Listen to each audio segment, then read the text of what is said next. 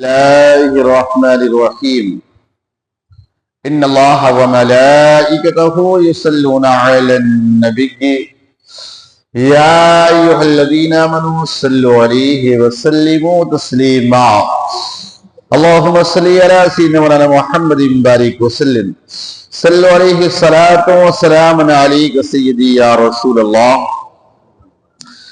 صلی اللہ تعالی علیہ وسلم۔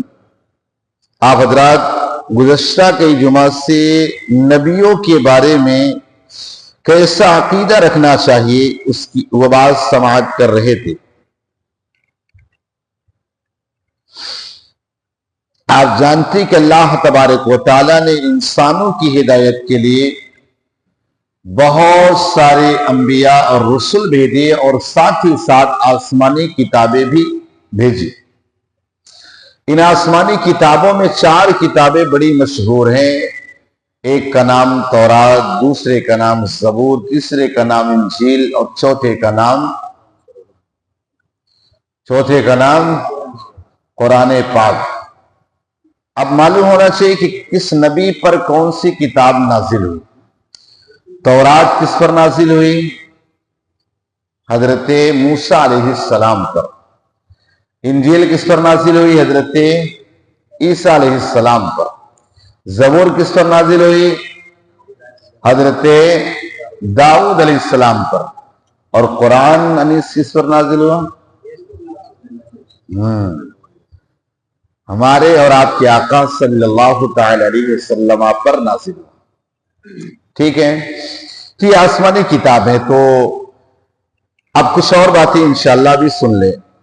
حسب طب آسمانی کیا لکھا ہے؟ سب آسمانی کتابیں صحیح حق ہیں، سب کلام اللہ ہے۔ ان میں جو کچھ ارشاد ہوا سب ایمان پر ایمان ضروری، مگر یہ البتہ ہوئی کہ اگلی کتابوں کی حفاظت۔ دیکھیے جتنے بھی آسمانی کتاب ہے سب پر ایمان لانا یہ ضروری کہ اللہ کی کتاب ہے، تورات انجیل زبور جو بھی۔ اور اسی لیے ہم پڑھتے بھی ہیں نا کہ جس طرح سارے نبیوں کو ماننا ضروری، اسی طرح ساری آسمانی کتابوں کو بھی ماننا ضروری۔ پڑھتے نا آمنت باللہ وملائکتہ وکتبہ ورسلہ، سارے انبیاء، سارے رسول، سارے فرشتے سب کو بھی ماننا۔ یہود یا عیسائیوں کی طرح نہیں کہ ہم یہ حضرت موسیٰ کو نہیں مانتے، کہ عیسیٰ کو نہیں مانتے، ایسا نہیں، ہم سب کو مانتے، ساری کتابوں کو مانتے، لیکن کتابوں کی نہیں مانتے۔ اب آپ کو یہ کیا ہے؟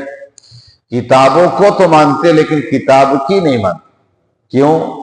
اس لیے کہ اب ہمارے لیے صرف آقا علیہ السلام کی شریعت ہی ہمارے لیے ضروری ہے، باقی کسی نبی کی شریعت پر ہم عمل نہیں کریں۔ اس لیے تورات انجیل زبور کو مانتے، قرآن یہ سب آسمانی کتاب اللہ کی کتاب ہے، لیکن اس پر ہم عمل نہیں کریں، اس کا حکم ختم ہو گیا۔ بجھ گئی جس کے آگے سبھی مشالے، شمع وہ لے کر آیا ہمارا نبی، ہے کہ نہیں؟ یہ جو نبی آئے نا تو سارے نبیوں کی شریعتیں ختم، سب بجھ گئی۔ اب اگر کوئی شریعت چمکے گی تو کون؟ آقا علیہ السلام کی شریعت۔ ٹھیک ہے، اب اسی طور پر آپ دیکھیں یہ کہا گیا کہ اور آسمانی کتابیں آج اسی طرح نہیں بلکہ ان کے اندر چینجنگ آ گئی، لیکن قرآن پاک کے اندر چینجنگ نہیں آئی۔ قرآن جیسا تھا ایسا ہے اور ایسا قیامت تک رہے گا، چاہے کوئی کتنا بھی اس کے اندر اٹاک پٹاک کر لے، یہ لائے وہ لائے یہ لائے، کوئی فائدہ نہیں۔ قرآن کے اندر کبھی چینجنگ نہیں آ سکتی۔ اور قرآن کے خلاف آپ سوچو، کچھ سال پہلے وہ دیکھو چلا تھا نا رضوی نام کا، بعد میں آپ دیکھ لو مشرک بن گیا، آپ نے سنا ہی ہوگا، قرآن کے خلاف چلا تھا۔ آج کہیں نظر آتا ہے؟ قرآن پر بھونکنے والے کبھی زندگی میں نظر نہیں آئیں گے، لیکن قرآن کی حفاظت کرنے والے جو ہے نا، قرآن کی حفاظت کرنے والے ہر دور اور ہر زمانے میں موجود آپ کو ملے گے۔ آپ دیکھیے جب ہلاکو خان اتنا بڑا بادشاہ تھا، اس نے مسلمانوں کا قتل عام کیا اور مسلمانوں کے سروں کا اس نے پہاڑ نما بنایا اور بڑے فخریہ انداز میں کہا، چونکہ خون کی ندیاں بہ رہی اور آرام کے ساتھ کہہ رہا تھا ہے کوئی آج کے بعد، اور قرآن بہ رہے یہ بہ رہے، اسی میں ایک 7 سالہ بچہ بہ رہا تھا، وہ قرآن پاک پڑھ رہا تھا اور ادھر کہا میں سب مٹا دوں گا، سب ختم کر دوں گا، لیکن وہ 7 سال بچہ جو حافظ قرآن کا کہتا ہے بادشاہ سن لے، قرآن کاغذوں سے مٹا سکتا لیکن ہمارے سینوں سے نہیں مٹا سکتا۔ تو رہتی دنیا تک قرآن کے مٹانے والے مٹ جائیں گے لیکن قرآن کبھی مٹ نہیں سکتا۔ کیوں؟ اللہ خود کہتا ہے اِنَّا نَحْنُ نَزَّلْنَا الذِّكْرَ وَإِنَّا لَهُ لَحَافِظُونَ، اسے ہم نے اتارا، رہتی دنیا تک ہم اسی حفاظت کریں۔ تو کوئی ہے قرآن کو مٹا سکے؟ کبھی نہیں ہو سکتا۔ قرآن مجید کتاب اللہ ہونے پر آپ اپنے آپ میں خود دلیل ہے۔ قرآن یہ اللہ کی کتاب، اس کے بارے میں خود اللہ رب العزت نے خود اس کے بارے میں فرمایا ذالک الکتاب لا ریب فیہ۔ قرآن عظیم کی 7 قرأتیں سب سے زیادہ مشہور اور متواتر میں معاذ اللہ کے اختلاف معنی نہیں، وہ سب حق ہے، اس میں امت کے لیے آسانی، جس کے لیے جو قرأت آسان ہو وہ سب پڑھے، اور حکم یہ کہ جس ملک میں جو قرأت رائج ہو عوام کے سامنے۔ اصل میں قرآن پاک جو ہے نا، اس کا پڑھنے کا جو ہے 7 سسٹم ہے،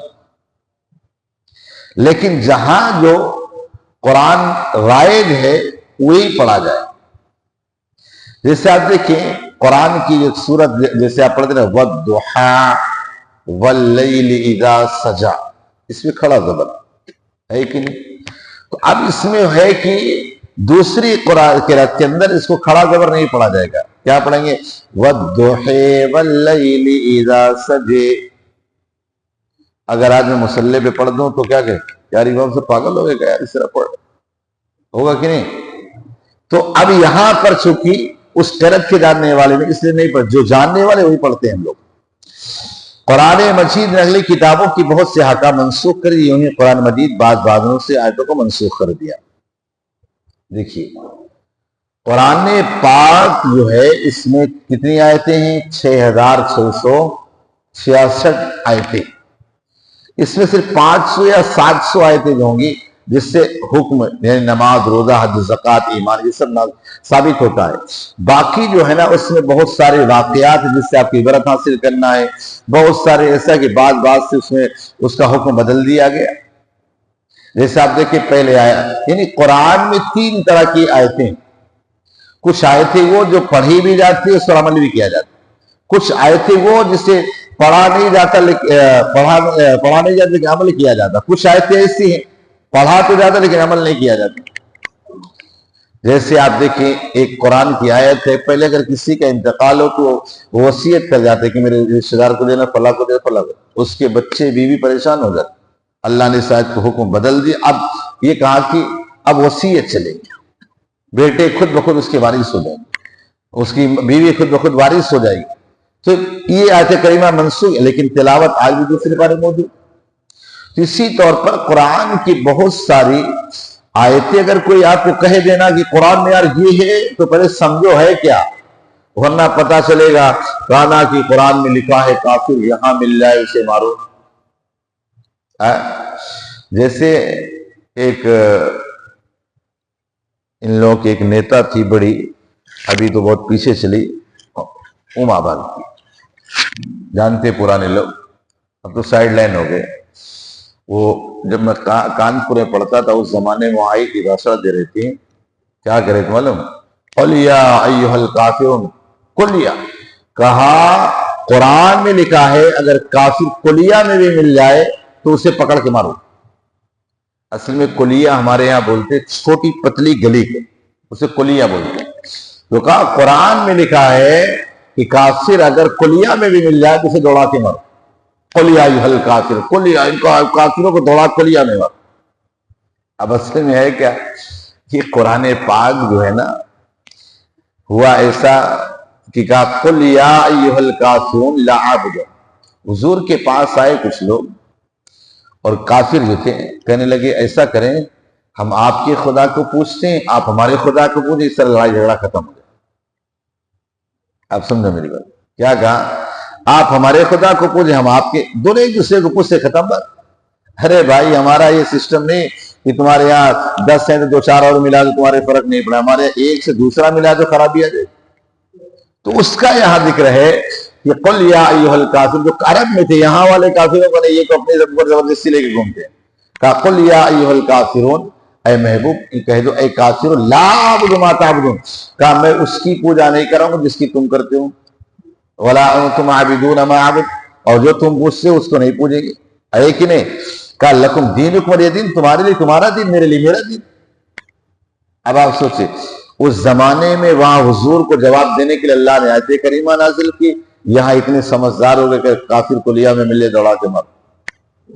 تو قرآن کے بارے میں اگر کوئی پہلے کہے نا کہ قرآن میں تو یہ ہے کہ کافر جہاں ملے وہاں مر، تو پہلے سمجھو وہ ہے کیا۔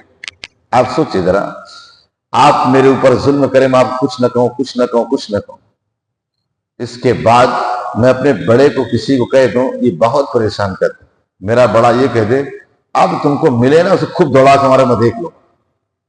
تو وہاں جو عرب کے مکے کے اندر صحابہ تھے، ان کو کافر آئے دن مارتے رہتے، پریشان کرتے، موب لنچنگ کرتے، یہ کرتے۔ جب یہ ساری چیزیں کرتے نا تو آخر کار مسلمان عاجز آ گئے، اللہ کا حکم ہے اب یہ جہاں ملے پکڑ کے مارو، پھر چاہے وہ حرم میں کعبہ میں مل جائے وہاں بھی پکڑ کے مارو۔ اب آپ سے وہ بات کو یہ کہاں لا کے فٹ کر۔ اسی طرح قرآن پاک کے بارے میں نہ جانے، کبھی کہتے حلالہ طلاق فلاں ڈیمانڈ، آپ نے جانا کیا ہے؟ حلالہ کیا ہے، طلاق کیا ہے؟ طلاق کو اللہ نے خود ناپسند کیا، حضور نے ناپسند کیا، لیکن طلاق ایسا نہیں، پہلے بہت ساری چیزیں قرآن نے کی تب جا کے طلاق، وہ بھی ایک عیسیٰ 3 نہیں پٹافٹ چھوڑ دینا۔ بہرحال تو قرآن پاک کو رہتی دنیا تک کوئی مٹا نہیں سکتا۔ قرآن مجید یہ اور کتابوں کی تصدیق کرتا ہے، ایسا نہیں کہ تو قرآن تورات کی مخالفت، انجیل کی مخالفت، زبور کی نہیں، قرآن ساری کتابوں کی تصدیق بھی کرتا ہے، سارے نبیوں کی بھی تصدیق کرتا ہے۔ اللہ پاک کے سننے سے عمل کی توفیق